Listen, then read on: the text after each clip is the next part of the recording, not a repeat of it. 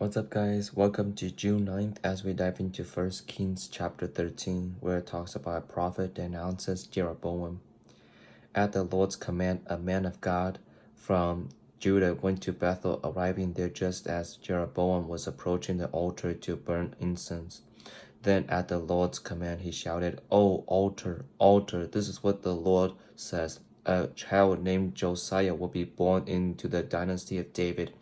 On you he will sacrifice the priests from the pagan shrines who came here to burn incense, and human bones will be burned on you." That same day, the man of God gave a sign to prove his message. He said, "The Lord has promised to give this sign. This altar will split apart, and its ashes will be poured out on the ground." When King Jeroboam heard the man of God speaking against the altar at Bethel, he pointed at him and shouted, "Seize that man!" But instantly the king's hand became paralyzed in that position, and he couldn't pull it back. At that same time, a wild crack form appeared in the altar, and the ashes poured out, just as the man of God had predicted in his message from the Lord. The king cried out to the man of God, "Please ask the Lord your God to restore my hand again." So the man of God prayed to the Lord, and the king's hand was restored, and he could move it again. Then the king said to the man of God, "Come to the palace with me and have something to eat, and I will give you a gift."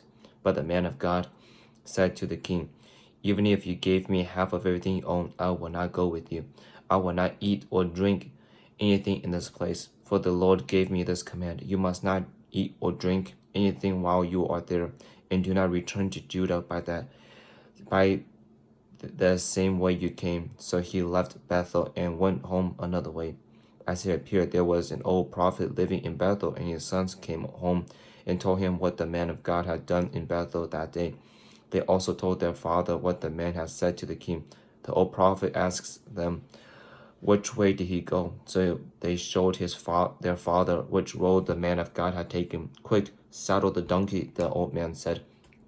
So they saddled the donkey for him, and he mounted it. Then he rode after the man of God and found him sitting under a great tree. The old prophet asked him, "Are you the man of God who came from Judah?" "Yes, I am," he replied. Then he said to the man of God, "Come home with me and eat some food." "No, I cannot," he replied. "I am not allowed to eat or drink anything here in this place, for the Lord gave me this command: you must not eat or drink anything while you are there, and do not return to Judah by the same way you came." But the old prophet answered, "I am a prophet too, just as you are. An angel gave me this command from the Lord: bring him home with you so he can have something to eat and drink." But the old man was lying to him. So they went back together, and the man of God ate and drank at the prophet's home. Then while they were sitting at the table, a command from the Lord came to the old prophet. He cried out to the man of God from Judah, "This is what the Lord says: you have defied the word of the Lord, and have disobeyed the command the Lord your God gave you. You came back to this place and ate and drank where he told you not to eat or drink. Because of this, your body will not be buried into the grave of your ancestors." After the man of God had finished eating and drinking, the old prophet saddled his own donkey for him, and the man of God started off again. But as he was traveling along, a lion came out and killed him. His body lay there on the road with the donkey and the lion standing beside it. People who passed by the body lying in the road and the lion standing beside it, and they went and reported it in Bethel, where the old prophet lived. When the prophet heard the report, he said, "It is the man of God who disobeyed the Lord's command. The Lord has fulfilled his word by causing the lion to attack and kill him." Then the prophet said to his sons, "Saddle a donkey for me." So they saddled a donkey, and he went out and found the body lying on the road. The donkey and lion were still standing there beside it, for the lion had not eaten the body nor attacked the donkey. So the Lord laid the body of the man of God on the donkey and took it back to the town to mourn over him and bury him. He laid the body in his own grave and cried out in grief, "Oh, my brother." Afterward, the prophet said to his sons, "When I die, bury me in the grave where the man of God is buried. Lay my bones beside his bones." For the message The Lord told him to proclaim against the altar in Bethel and against the pagan shrines in the towns of Samaria will certainly come true. But even after this, Jeroboam did not turn from his evil ways. He continued to choose priests from the common people. He anointed everyone who wanted to become a priest for the pagan shrines. This became a great sin and resulted in the utter destruction of Jeroboam's dynasty from the face of the earth. Chapter 14. Ahijah's prophecy against Jeroboam. At that time, Jeroboam's son Abijah became very sick. So Jeroboam told his wife, "Please disguise yourself so that no one will recognize you as my wife. Then go to the prophet Ahijah at Shiloh, the man who told me I would become king. Take him a gift of 10 loaves of bread, some cakes, and a jar of honey, and ask him what will happen to the boy." So Jeroboam's wife went to Ahijah's home at Shiloh. He was an old man now and could no longer see, but the Lord had told Ahijah, "Jeroboam's wife will come here pretending to be someone else. She will ask you about her son, for he is very sick. Give her the answer I give you." So when Ahijah heard her footsteps at the door, he called out, "Come in, wife of Jeroboam. Why are you pretending to be someone else?" Then he told her, "I have bad news for you. Give your husband Jeroboam this message from the Lord, the God of Israel. I promoted you from the ranks of the common people and made you ruler over my people Israel. I ripped the kingdoms away from the family of David and gave it to you, but you have not been like my servant David, who obeyed my commands and followed me with all his heart and always did whatever I wanted. You have done more evil than all who lived before you. You have made other gods for yourselves and have made me furious with your gold calves. And since you have turned your back on me, I will bring disaster on your dynasty and will destroy every one of your male descendants, slave and free alike, anywhere in Israel. I will burn up your royal dynasty as one burns up trash until it is all gone. The members of Jeroboam's family will die in the city. Will be eaten by dogs, and those who die in the field will be eaten by vultures. I, the Lord, have spoken." Then Ahijah said to Jeroboam's wife, go on home, and when you enter the city, the child will die. All Israel will mourn for him and bury him. He is the only member of your family who will have a proper burial. For this child is only good thing that the Lord, the God of Israel, sees in the entire family of Jeroboam. In addition, the Lord will raise up a king over Israel who will destroy the family of Jeroboam. This will happen today, even now. Then the Lord will shake Israel like a reed, whipping about in a stream. He will uproot the people of Israel from this good land that he gave the ancestors and will scatter them beyond the Euphrates River. For they have angered the Lord with the Asherah poles they have set up for worship. He will abandon Israel because Jeroboam sinned and made Israel sin along with him. So Jeroboam's wife returned to Tirzah, and the child died just as she walked through the door of her home. And all Israel buried her and mourned for him, as the Lord had promised through the prophet Ahijah. Rehoboam's rule in Judah. Meanwhile, Rehoboam, son of Solomon, was king in Judah.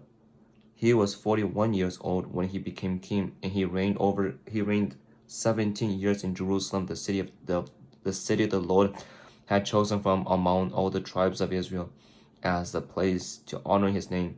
Rehoboam's mother was Naamah, an Ammonite woman. During Rehoboam's reign, the people of Judah did what was evil in the Lord's sight, provoking his anger with their sin, for it was even worse than that of their ancestors, for they also built for themselves pagan shrines and set up sacred pillars and Asherah poles on every high hill and under every green tree. There were even male and female shrine prostitutes throughout the land. The people imitated the detestable practices of the pagan nations the Lord had driven from the land ahead of the Israelites. 2 Chronicles chapter 12, verse 13. King Rehoboam firmly established himself in Jerusalem and continued to rule. He was 41 years old when he became king, and he reigned 17 years in Jerusalem, the city the Lord had chosen from among all the tribes of Israel as the place to honor his name. Rehoboam's mother was Naamah, a woman from Ammon, but he was an evil king, for he did not seek the Lord with all his heart. 2 Chronicles chapter 11, verses 18. Rehoboam's family. Rehoboam married his cousin Mahalath, the daughter of David's son Jeremoth, and of Abihail, the daughter of Eliab, son of Jesse. Mahalath had 3 sons, Jerush, Shemariah, and Zaham. Later, Rehoboam married another cousin, Micah, the granddaughter of Absalom. Micah gave birth to Abijah, Attai, Zizah, and Shalomith. Rehoboam loved Micah more than any of his other wives and concubines. In all, he had 18 wives and 60 concubines, and they gave birth to 28 sons and 60 daughters. Rehoboam appointed Micah's son Abijah as leader among the princes, making it clear that he would be the next king. Rehoboam also wisely gave responsibilities to his other sons and stationed some of them in the fortified towns throughout the land of Judah and Benjamin. He provided them with generous provisions, and he found many wives for them. Chapter 12. Egypt invades Judah. But when Rehoboam was firmly established and strong, he abandoned the law of the Lord, and all Israel followed him in the sin because they were unfaithful to the Lord. King Shishak of Egypt came up and attacked Jerusalem in the 5th year of King Rehoboam's reign. He came with 1,200 chariots and 60,000 horses and a countless army of foot soldiers, including Libyans, Sukites, and Ethiopians. Shishak conquered Judah's fortified towns and then advanced to attack Jerusalem. The prophet Shemaiah then met with Rehoboam and Judah's leaders, who had all fled to Jerusalem because of Shishak. Shemaiah told them, "This is what the Lord says: You have abandoned me, so I am abandoning you to Shishak." So the leaders of Israel and the king humbled themselves and said, "The Lord is right in doing this to us." Then the Lord saw their change of heart. He gave this message to Shemaiah: "Since the people have humbled themselves, I will not completely destroy them and will soon give them some relief. I will not use Shishak to pour out my anger on Jerusalem, but they will become his subjects, so they know the difference between serving me and serving earthly rulers." So King Shishak of Egypt came up and attacked Jerusalem. He ransacked the treasures of the Lord's temple and the royal palace. He stole everything, including all the gold shields Solomon had made. King Rehoboam later replaced them with bronze shields as substitutes, and he entrusted them to the care of the commanders of the guard who protected the entrance to the royal palace. Whenever the king went to the temple of the Lord, the guard would also take the shields and then return them to the guard room.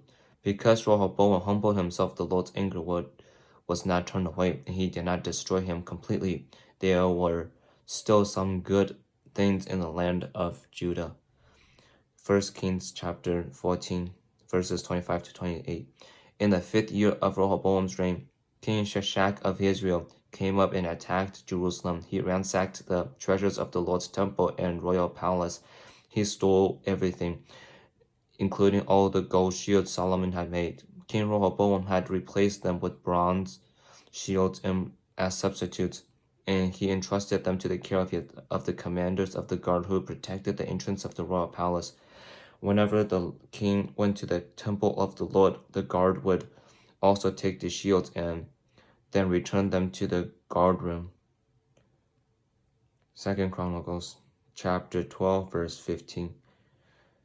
Summary of Rehoboam's reign. The rest of the events of Rehoboam's reign from beginning to end are recorded in the record of Shemaiah the prophet and the record of Iddo the seer, which are part of the genealogical record.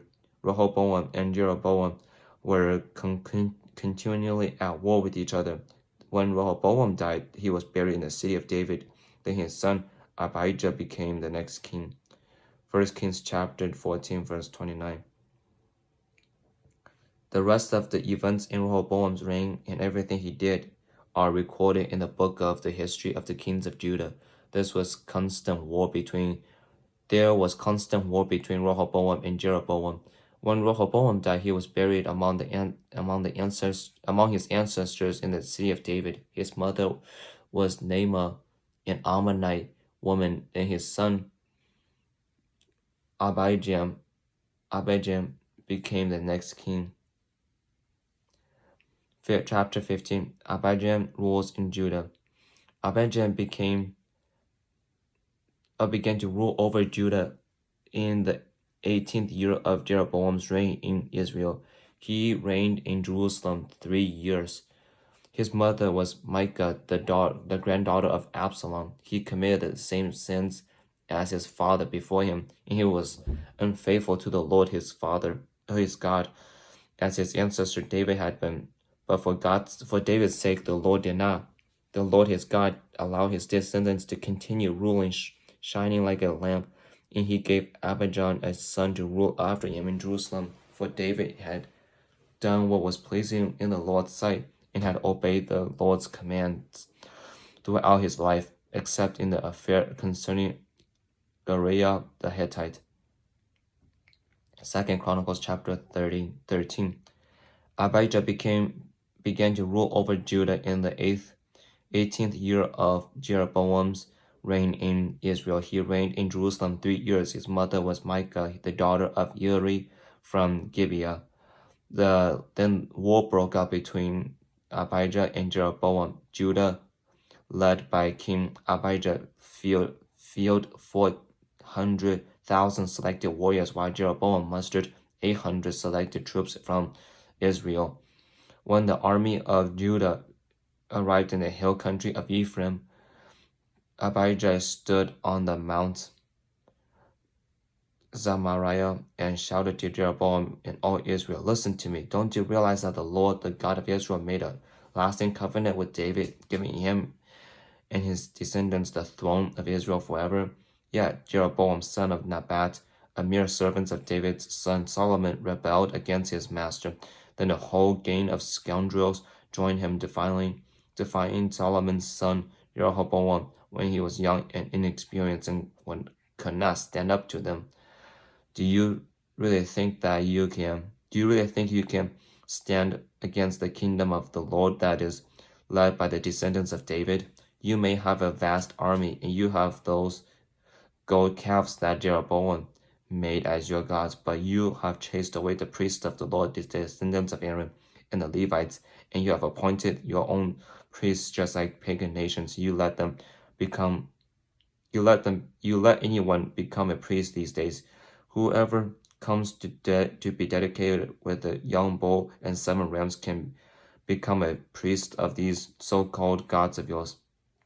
But as for us, the Lord is our God, and we have not abandoned him. Only the descendants of Aaron serve the Lord as priests, and the Levites alone may help them in their work. The present burning offerings and fragrant incense to the Lord every morning and evening. They place the bread of the present on the holy table, and they light the gold lampstand every evening. We are following the instructions of the Lord our God, but you have abandoned them. So you see, God is with us. He is our leader. His priests blow their trumpets and led us into battle against you. O people of Israel, do not fight against the Lord, the God of your ancestors, for you will not succeed. Meanwhile, Jeroboam has secretly sent part of his army around behind the men of Judah to ambush them. Then Judah realized that they were being attacked from the front and the rear. They cried out to the Lord for help. Then the priests blew the trumpets, and the men of Judah began to shout. At the sound of the battle cry, God defeated Jeroboam and all Israel and routed them before Abijah and the army of Judah. The Israelite army fled from Judah, and God handed them over to Judah in defeat. Abijah and his army inflicted heavy losses on them. 500,000 of Israel's selected troops were killed that day. So Judah defeated Israel on that occasion because they trusted in the Lord, the God of their ancestors.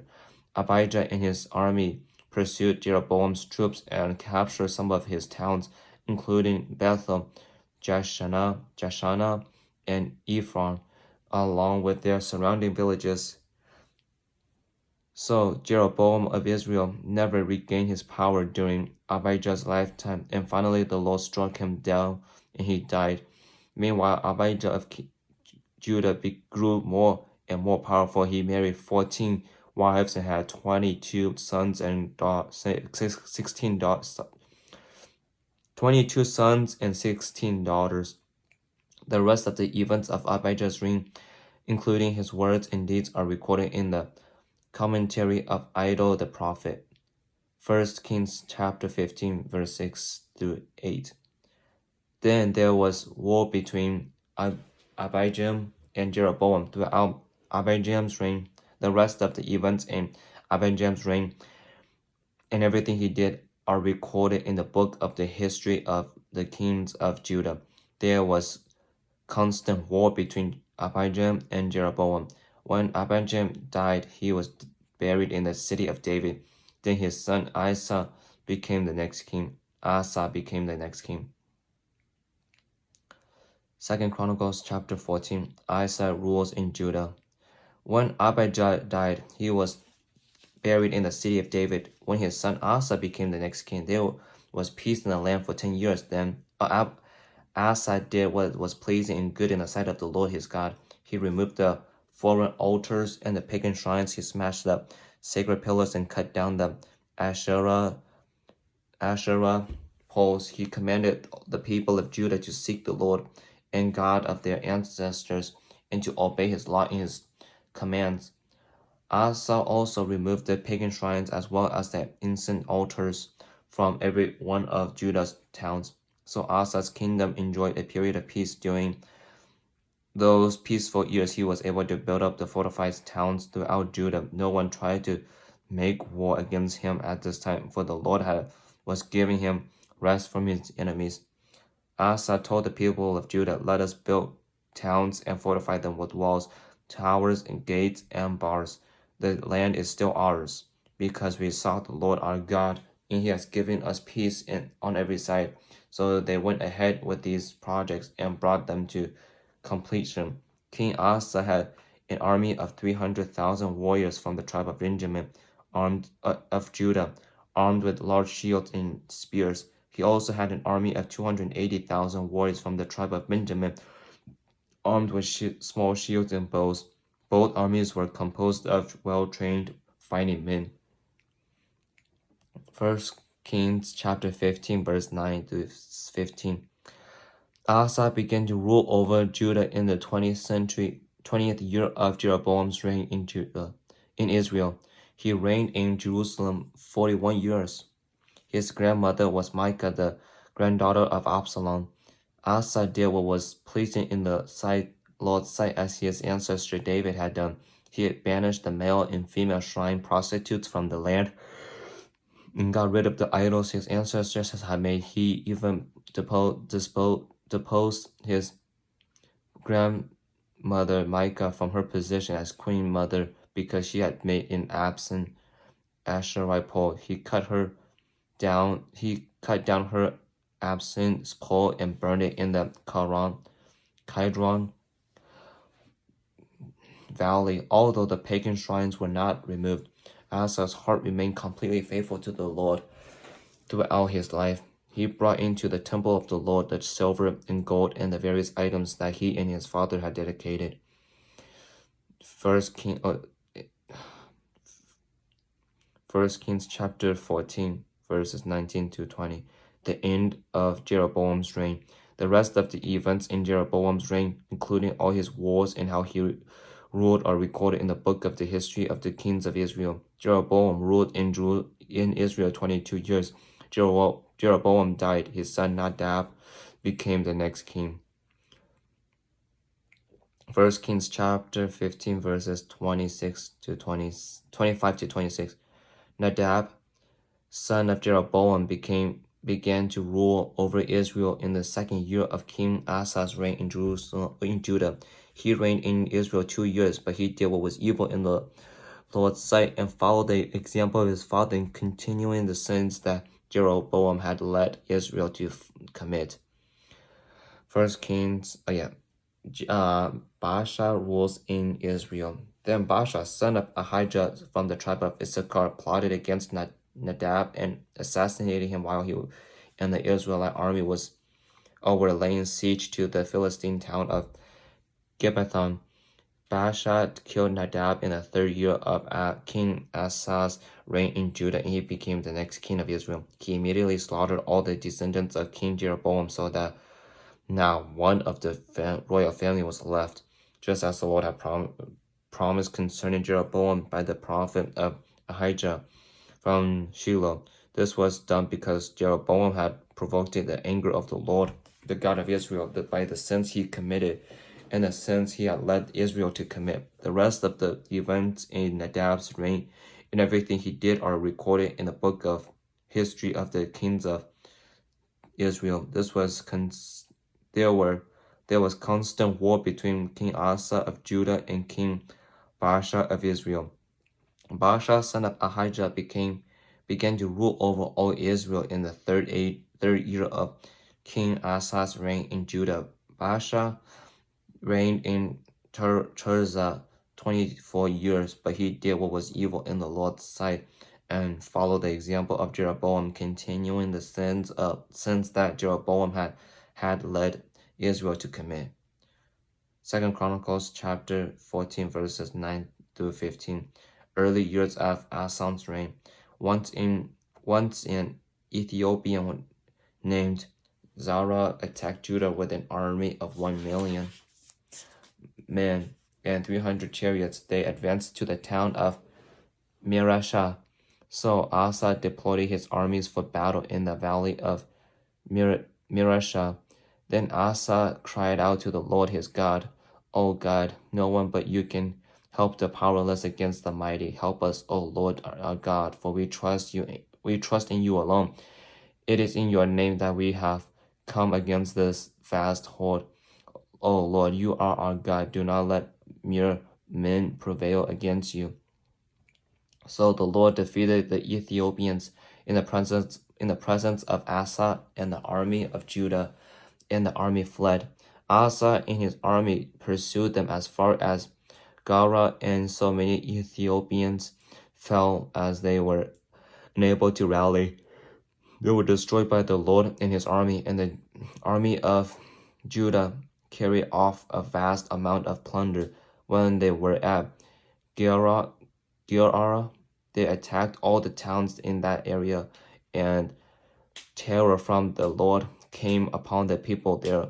As a result, a vast amount of plunder was taken from these towns too. They also attacked the camps of herdsmen and captured many sheep, goats, and camels before finally returning to Jerusalem. 2 Chronicles chapter 15. Asa's religious reforms. Then the Spirit of God came upon Azariah, son of Oded, and he went out to meet King Asa as he was returning from the battle. "Listen to me, Asa," he shouted. "Listen, all you people of Judah and Benjamin. The Lord will stay with you as long as you stay with him. Whenever you seek him, you will find him. But if you abandon him, he will abandon you. For a long time, Israel was without the true God, without a priest to teach them, and without the law to instruct them. But whenever they were in trouble and turned to the Lord, the God of Israel, and sought him out, they found him.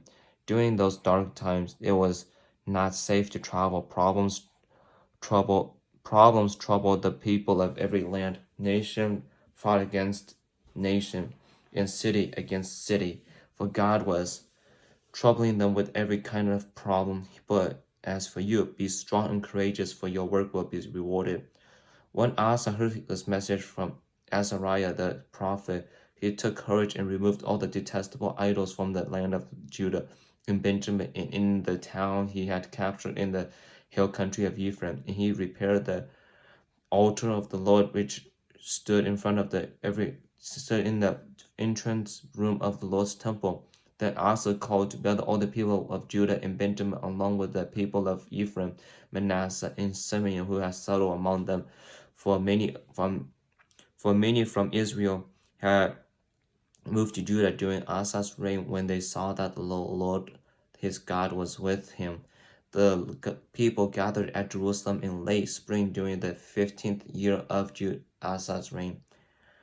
On that day they sacrificed to the Lord 700 cattle and 7,000 sheep and goats from the plunder they had taken in the battle. When they entered into a covenant to seek the Lord, the God of their ancestors, with all their heart and soul, they agreed that anyone who refuses to seek the Lord, the God of Israel, would be put to death. Whether young or old, man or woman, they shouted out their oath of loyalty to the Lord with trumpets blaring and ram's horns sounding. In all in Judah were happy about this covenant, for they had entered into it with their heart. They earnestly sought after God, and they fought him. They found him, and the Lord gave them rest from their enemies on every side. King Asa even deposed his grandmother Micah from her position as queen mother because she had made an obscene Asherah pole. He cut her obscene pole, broke it up, and burned it in the Kidron Valley. Although the pagan shrines were not removed from Israel, King Asa's heart remained completely faithful throughout his life. He brought into the temple of the Lord the silver and gold and the various items that he and his father had dedicated. So there was no more war until the 35th year of Asa's reign. And so that's the end for today. It's very frustrating. It's very frustrating to read these stories because it just felt like it's something that's just so relevant to all of us. It's not just to the people back then. It's like whenever God saves us from something, we would commit the same exact thing right back at him. I just like it also shows like the patience that God has for these people, for us. It's like we tell God that we would be different, telling God that we would unchanged, but then as we go on living, it's like we just make the same exact mistakes, if not worse mistakes, and then we start crying about it. Then God has to come rescue us because of how loving he is. But it's like this whole dumb lifestyle is like, oh, praise God whenever good things happens, and then when we don't feel God, when we don't experience the love of God, the presence of God, we start to pull away from God, doing things that are sinister, doing things that would dishonor him, and then start cry out to God. It's like, I don't know, it's like how in the world we have the audacity to even call out to God for help. It's like we have done so many wrong things, and yet God is still somehow there, still for us, with us, in the midst of us committing sins with each other. And not only that, but whenever we commit sins, it's easy for us to sometimes think, oh, it's only affecting us, or it's just a group of maybe a person or two. But we have to realize committing sins is one thing, but realizing that when we commit our sins in front of people are gonna get affected in a negative way. They're gonna follow your example sometimes. Maybe not always, but sometimes people are gonna follow you for your bad behavior that they don't even know are bad. And so if you can't live a straight life, how do you expect to lead people who are less intelligent than you are? How do you expect them to follow God truthfully, faithfully, if you can't lead them as a leader, if you cannot lead them as a leader to God faithfully and stuff? But yeah, I don't want to share a whole lot since it's kind of late and I'm kind of tired, but that's the kind of the things I pulled out from today's reading. It's kind of a long reading, but it's okay. So may you guys go and walk with God today.